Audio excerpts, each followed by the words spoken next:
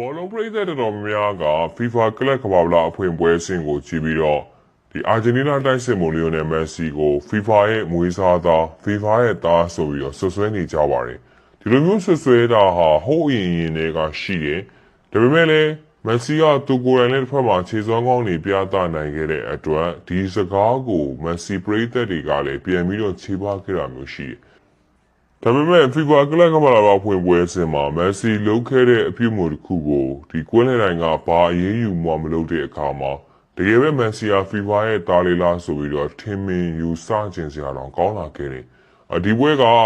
ဒီအင်တာမီယာမီရဲ့အင်ကွေဟက်ရော့ကွေမှာကစားခဲ့ပြီးတော့တစ်ဖက်ကိုမရှိသေးရလဲထွက်ပေါ်ခဲ့တယ်ပရာဝဲမှာအေယာလီကဥဆောင်ကိုတွေရရှိဖို့နီးစပ်ခဲ့တယ်လို့ပနလီလည်းရရှိခဲ့ပေမဲ့ဒီမိုင်ယာမီကိုသမားလက်စွမ်းပြကာကွယ်မှုတွေကြောင့်မက်ဆီတို့ကန်ကောင်းခဲ့တယ်ဒုတိယပိုင်းမှာတော့မက်ဆီအပါအဝင်အင်တာမီယာမီကစားသမားအများစုဟာဒီပြိုင်ပွဲကူဘောတွေကိုချင်းချောင်းမှုတွေပြုလုပ်နိုင်ခဲ့ပေမဲ့လည်းကိုဖြင့်ပြောင်းလဲနိုင်ခြင်းမရှိတာကြောင့်ပွဲပြီးမှာကိုမရှိသေးရလနေတာပြီးဆုံးသွားခဲ့တာဖြစ်ပါတယ်ဒီပွဲစဉ်ဒုတိယပိုင်းမှာမက်ဆီနဲ့အင်တာမီကစားသမားတယောက်ဟာအချင်းများခဲ့ကြပါတယ်ဒီလိုအချင်းများနေတဲ့မက်ဆီကအင်တာမီကစားသမားကိုခေါင်းနဲ့စောက်ချလိုက်ပါတယ်ဘလိုပဲဖြစ်ဖြစ်ဒီလိုဖြစ်ရမျိုးဟာဒါပရီးမီးယားလိမှာပဲဖြစ်ဖြစ်ကျွန်တော်တို့လာလီကောင်ပဲဖြစ်ဖြစ်ဒီလိုဖြစ်ရမျိုးကိုကွင်းလယ်တိုင်းနေနဲ့ VR ပြန်လဲစစ်ဆေးပြီးတဲ့အခါမှာတေချာပေါက်ဒီလိုမျိုးအပြုအမူပြုလုပ်တဲ့ကစားသမားကို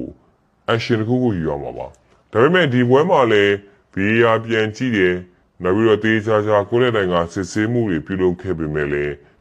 မက်ဆီကတော့ဘာအရေးယူမှခံခဲ့ရတာမျိုးမရှိပါဘူးရုပ်သံနေပြပွဲတွေကပြန်ကြည့်မယ်ဆိုရင်မက်ဆီဟာအီဂျစ်လေရွေးစင်အသင်းရဲ့ဒီနောက်ခံလူအီဘရာဟင်ကိုရွေကျဲရှိသူ့စီသွားပြီးတော့ခေါင်းနဲ့ပေးဆောက်ခဲ့တာကိုမြင်ရမှာဖြစ်ပါတယ်ဒါပေမဲ့ VR ကိုကွင်းနဲ့တိုင်ရတော့မက်ဆီရဲ့လုပ်ရက်ကိုလေးလူရှုသွားခဲ့တာဖြစ်ပါတယ်ဒါကြောင့်လည်းဘောလုံးပရိသတ်တော်များကမက်ဆီရဲ့ဒီလုပ်ရက်ကိုကြည့်ပြီးတော့ဘာကြောင့်ကွင်းနဲ့တိုင်ကဒီအပေါ်မှာမက်ဆီကိုအရေးယူမှုတုံ့ပြန်မလုပ်ခဲ့ရလဲမက်ဆီက FIFA ရဲ့မွေးစားသားလားဆိုပြီးတော့မေးခွန်းထုတ်နေကြတာဖြစ်ပါတယ်ပရိသတ်တူဆိုလို့ရှိရင်မက်ဆီက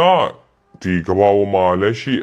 ကာဝယ်ခံရဆုံးကစားသမားတယောက်ဖြစ်တယ်သူအနေနဲ့ဘာပဲလှုပ်သူ့ကိုကွင်းလယ်တိုင်းတွေကအမြဲတမ်းကာကွယ်နေတယ်သူနေရာမှာတခြားကစားသမားတယောက်ဆိုရင်တော့ဒီဟာကတေချာပေါက်အနီးကဖြစ်ရမှာပါဆိုပြီးတော့ပြောဆိုသွားခဲ့တယ်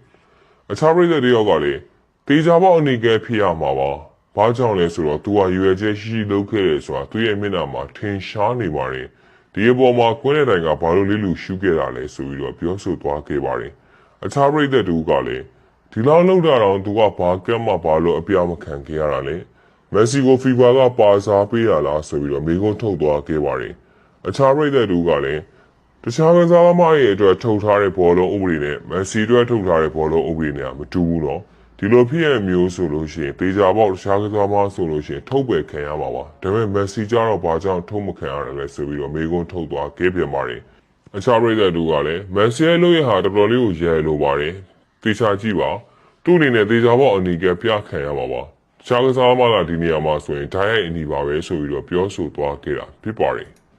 မက်ဆီရဲ့အင်တာမီယာမီအဖွင့်ပွဲမှာအေဂျီကလပ်အေယာလီကိုတေချာခဲ့တာကြောင့်နောက်ဆင့်တက်ရောက်ဖို့အတွက်ခက်ခဲသွားခဲ့ပြီဖြစ်ပါတယ်အင်တာမီယာမီနဲ့လာမယ့်ပွဲစဉ်တွေမှာပေါ်တူဂီလေးရဲ့အင်အားကြီးကလပ်အသင်းဖြစ်တဲ့ပေါ်တိုအသင်းနဲ့ရင်ဆိုင်ရမှာဖြစ်သလိုဘရာဇီးလီရဲ့နာမည်ကြီးထိပ်တန်းအသင်းဖြစ်တဲ့ပါမီယာတို့နဲ့ရင်ဆိုင်သွားရမှာဖြစ်ပါတယ်ဒီနေ့စလုံးဟာအေယာလီအသင်းထက်အင်အားပိုကြီးပြီးတော့လူစင်းရပုံမကောင်းမွန်တဲ့အသင်းတွေဖြစ်တာကြောင့်မိုင်ယာမီနေနဲ့နောက်ဆင့်ကိုတက်ရောက်ဖို့ဆိုတာကအခက်အခဲဆုံးနေတာတစ်ခုကိုရောက်ရှိသွားပြီလို့ပဲသုံးသပ်ချင်ပါတယ်